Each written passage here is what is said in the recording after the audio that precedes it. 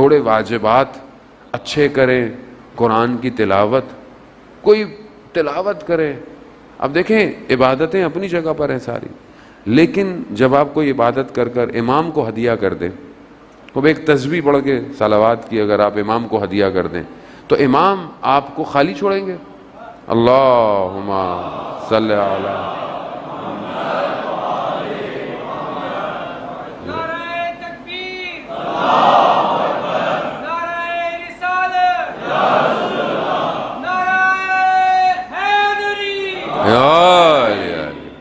عزیزان محترم. خوب ایک عالم دین نے ایک شخص سے کہا کہ کچھ اور چیزیں بھی پڑھنے کو کہیں، لیکن کہا کہ 5 قرآن کی آیات ڈیلی پڑھ کے امام کو ہدیہ کر دو. اب اس میں کوئی مشکل کام ہے؟ کتنے واٹس ایپ کے میسیجز ہم پڑھتے ہیں صبح شام، فیس بک کے سٹیٹس پڑھتے ہیں. 5 قرآن کی آیتیں پڑھنے میں کتنی دیر لگتی ہے؟ تو ہم کچھ تو کریں امام کے لیے بھائی. کچھ کریں گے تو آپ کے پاس کچھ تو ہو کہ مولا یہ میں کرتا تھا آپ کی، صرف آپ کی خاطر. تو اپنی زندگی میں بنائیں کہ ہم امام کے لیے کیا کریں. عزیزان محترم، بہرحال امام کی تڑپ بڑی ضروری ہے. یہ تڑپ ہوگی تو ہی انسان کسی کمال پہ پہنچے گا.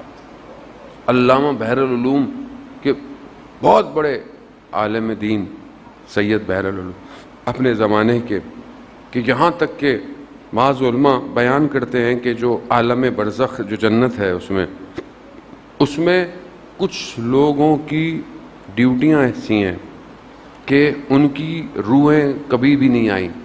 کچھ لوگوں کے پاس علم تھا، علامہ طباطبائی کے بھائی کے پاس علم تھا، وہ روحوں کو بلا لیتے تھے. وہ کبھی بھی علامہ بحر العلوم کی روح نہیں آئی. اس کی وجہ کیا تھی؟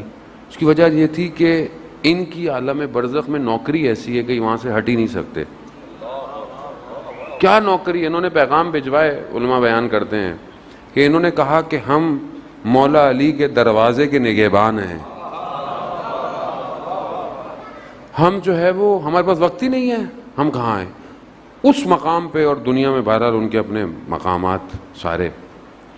ان سے پوچھا ایک دفعہ، علامہ طباطبائی نے اس بات کو مشہد مقدس میں ان سے کسی نے پوچھا تو انہوں نے کہا کہ فلاں عالم دین ان کے ساتھ مرزا کمی، جو کہ کم میں شیخین قبرستان میں دفن ہے، مرزا کمی، جن کے لیے یہ کہا جاتا ہے، خود ان کا مقام ایسا ہے کہ کم کے معاملات میرے سے حل کروایا کرو، بی بی معصومہ کے پاس نہیں جایا کرو. وہ عالم کی شفاعت کے لیے ہیں.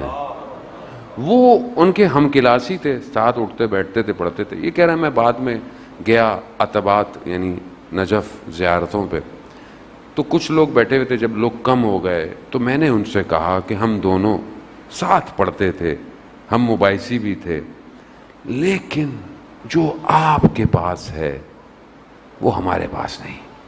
ماجرا کیا ہے؟ حالانکہ خود بھی بڑے مقام پہ تھے، لیکن جو آپ کے پاس ہے وہ ہمارے پاس نہیں. تو کہتے ہیں انہوں نے کہا کہ میری عادت تھی رات کو میں شب میں مسجد کوفہ میں عبادت کرتا تھا اور صبح جو ہے وہ درس پہ آ جاتا تھا. ایک رات میں مسجد کوفہ جا رہا تھا تو طوفان سی آندھی سی آئی اور اندر سے مجھے یہ احساس ہوا کہ مجھے مسجد سیلا جانا چاہیے. مسجد سیلا مسجد کوفہ سے پہلے ہے، جہاں انبیاء کے مقامات ہیں اور وہ وقت کے امام سے مختص ہے، مخصوص ہے. کہا میرا کھچاؤ ہوا کہ میں مسجد سیلا جاؤں. میں نے کہا نہیں میں روز وہیں جاتا ہوں، میں وہیں جاؤں گا. کہا طوفان آندھی نے مجھے موڑ دیا. میں مسجد سیلا گیا. میں مسجد سیلا میں جیسے ہی داخل ہوا اور وہاں پر میں نماز عبادت میں، تو میں نے دیکھا کہ کوئی شخص مقام امام زمانہ پہ بیٹھا قرآن کی تلاوت کر رہا ہے. کہا میں نے ایسی تلاوت کبھی نہیں سنی. اس تلاوت نے، اس چیز نے مجھے کھینچا. جب میں قریب ہوا، رات تھی، تاریکی تھی، تھوڑا خوف بھی تھا. جب میں اور ہوا تو مجھے آواز دی.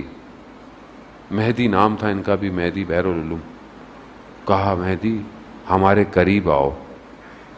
کہا میں تھوڑا سا آگے بڑھا، کہا دوبارہ کہا کہ ہمارے قریب آؤ، کہا میں تھوڑا اور آگے بڑھا، تو امام تھے، امام نے فرمایا کہ دیکھو ادب کا تقاضا یہ ہے جب بلایا جائے تو آ جاؤ۔ کہہ رہے ہیں میں قریب آیا، امام نے اپنا سینہ میرے سینے سے لگایا، صدر سینے سے علم سینے کو دیا، کہا یہ سب اس عطا کی دین ہے۔ یعنی امام کہاں پہنچ گئے لوگ تاریخ میں۔ ہم بہرحال ہم خطا کار ہیں عزیزان محترم، گناہ گار ہیں، ہماری آنکھیں گناہ گار ہیں، لیکن بہرحال تڑپ تو ہونی چاہیے کہ کب دیکھیں گی یہ آنکھیں متا ترانا و نراقا، کب آپ ہمیں دیکھیں گے، کب ہم آپ کو دیکھیں گے۔